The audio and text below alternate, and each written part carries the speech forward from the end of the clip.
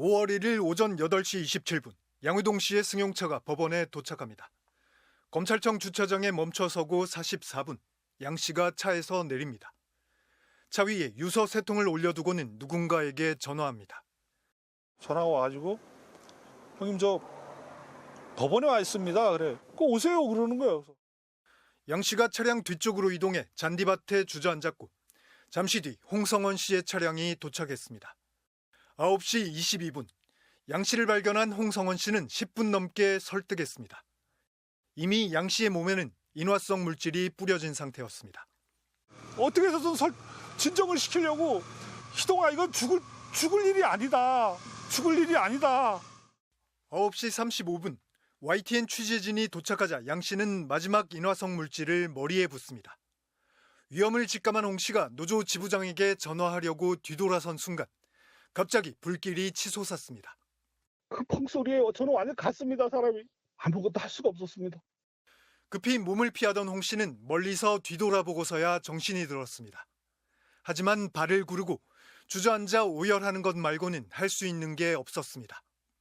순간 뻥 했는데 제가 맨몸으로 어떻게 불을 끕니까? 진짜 불을 끌 상황이 아니었어요. 내가 같이 다 죽었어야 되는데. 고 양회동 씨의 분신 장면은 춘천지검 강릉지청 CCTV에 기록됐습니다. 분신 장면을 초단위로 묘사한 조선일보는 홍성원 씨가 분신을 방조했다는 의혹을 제기했습니다. 독자가 제공한 것이라며 사진 몇 장을 실었는데 민간 전문기관의 감정 결과 검찰 CCTV 속의 화면과 정확히 일치했습니다. 경찰의 분신 사건 수사 자료이자 검찰청 내부 자료인 CCTV 영상은 어떻게 조선일보에 유출됐을까? 그걸 누가 준 겁니까? 그거 주면 안 되는 거 아닙니까? 유족과 건설노조가 고소한 지 2달이 다 됐지만 CCTV 유출 경로는 아직 파악되지 않고 있습니다. MBC 뉴스 차주혁입니다. 사흘째 이어진 국회 대정부 질문. 고 양회동 씨의 형님은 사흘 내내 방청석을 떠나지 못했습니다. 혹시 정부가 사과하진 않을까? 최소한 애도라도 표하지 않을까 싶었습니다. 정식적인 사과는 아니더라도 그래도 위로와 유감 표시 그리고 고인에 대한 진정한 애도 그런 부분을 솔직히 기대를 했습니다. 특히 조선일보의 분신 방조 의혹을 SNS에 올린 원희룡 장관만큼은 꼭 사과하길 기대했습니다.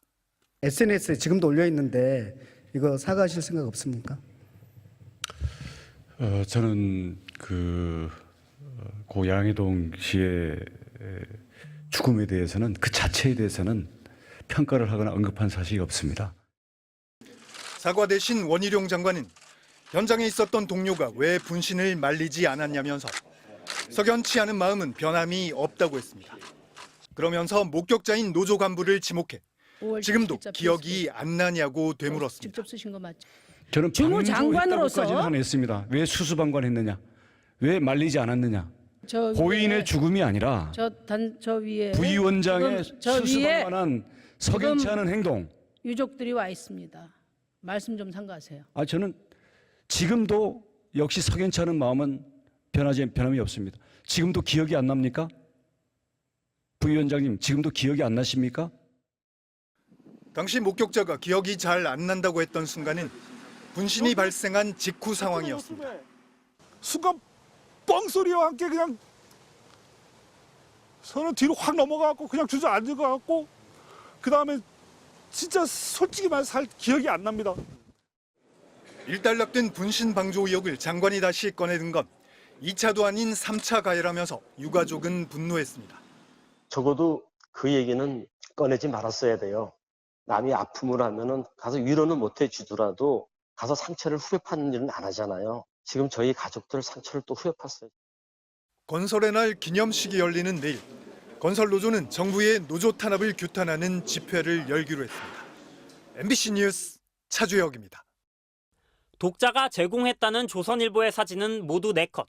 분신 전후의 사진과 함께 불길이 치솟는 장면을 실었습니다. 기사 내용은 더 구체적이었습니다. 9시쯤 양회동 씨가 YTN 기자에게 전화를 하고 목격자 홍모 씨가 등장한 시각을 적시했습니다. 9시 36분부터는 초 단위로 자세한 상황이 설명됐습니다. YTN 기자가 도착하고 휘발성 물질을 뿌리는데 10초, 빈 통을 바닥에 내려놓은 지 18초 만에 불길이 치솟았다고 묘사했습니다. 초단위의 묘사는 사건 현장에 있던 목격자도 알기 힘든 정밀하고 구체적인 내용이었습니다. 분신 장소인 춘천지검 강릉지청 주차장은 맞은편 종합민원실에 설치된 CCTV가 비추고 있습니다. 이 때문에 조선일보 기자가 이 CCTV 영상을 보면서 기사를 작성했거나 누군가 CCTV를 보고 나서 조선일보의 당시 상황을 자세히 설명해줬을 가능성이 높습니다. 저희가 직접 올라가서 그 시야에서 사건 현장을 비추었을 때 이런 장면이 나왔습니다. 조선일보 기사에 나왔던 이 사진을 보시면 이것과 똑같은 위치라는 것이 확인됩니다. 건설노조는 검찰이나 경찰이 CCTV를 통째로 조선일보에 흘렸을 가능성을 제기하고 있습니다. 조선일보 보도 내용을 보시면 아시겠지만 주요 내용이 CCTV 화면을 보고서 A씨의 움직임을 설명하는 것들이 주된 내용입니다. 특히 목격자 홍 씨가 도착하기 전에 숨진 양 씨가 이미 온몸에 휘발성 물질을 부은 사실은 누락하고 홍 씨가 이를 보고도 말리지 않았다고만 보도해 마치 양 씨의 죽음을 방조한 것처럼 표현했다는 점에서 다른 의도가 있을 가능성이 제기됩니다. 유족과 당사자의 동의도 받지 않는 자료를 조선일보라는 특정 언론에 넘겨 왜곡 선동할 목적으로 사용했다고 밖에 볼 수 없습니다. MBC는 검찰이나 경찰이 CCTV를 통째로 넘겼는지 여부를 확인하기 위해 해당 기자에게 연락을 취했으나 전화를 받지 않았습니다. MBC 뉴스 배주환입니다. 경찰 수사를 받던 중 분신에 숨진 고 양회동 씨의 유서를 두고 월간 조선이 위조나 대필이 의심된다는 의혹을 보도한 바 있죠. 당시 원희룡 장관까지 나서서 노동계를 비난했습니다. 하지만 저희 MBC가 전문가들에게 필적 감정을 받은 결과 숨진 유 씨의 필적이 맞다는 결론이 나왔는데요. 월간 조선이 결국 오보를 인정하고 유족들에게 사과했습니다. 이재욱 기자가 전해드리겠습니다. 월간조선은 지난 18일 고 양회동 씨의 유서 대필 의혹을 제기했습니다. 검증 절차 없이 굳이 필적 감정을 하지 않아도 확연한 차이가 났다고 보도했습니다. 하지만 MBC가 복수의 전문가에게 필적 감정을 의뢰했고 유족이 따로 맡긴 것까지 모든 감정 결과는 동일인 필적이었습니다. 정자체와 평상체로 기재된 상태에서 일부 형태의 변화성은 있어요. 근데 여기에서 특징적인 피력 검사에서는 모두 동일인이 썼을 가능성이 있다. 월간조선은 의혹 제기 2주 만에 잘못된 기사였다고 인정하고 유족에게 사과했습니다.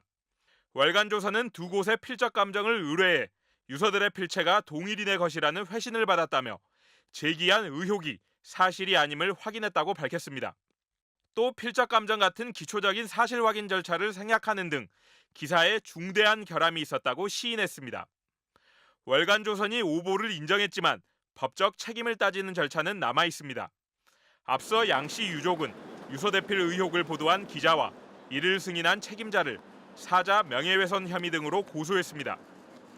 또 양 씨의 분신 당시 현장에 있던 노조 간부가 분신을 방조했다는 의혹을 제기한 조선일보 보도의 명예훼손 혐의, 의혹의 근거가 됐던 현장의 영상이 유출된 경위에 대해서도 경찰 조사가 진행 중입니다. MBC 뉴스 이재욱입니다.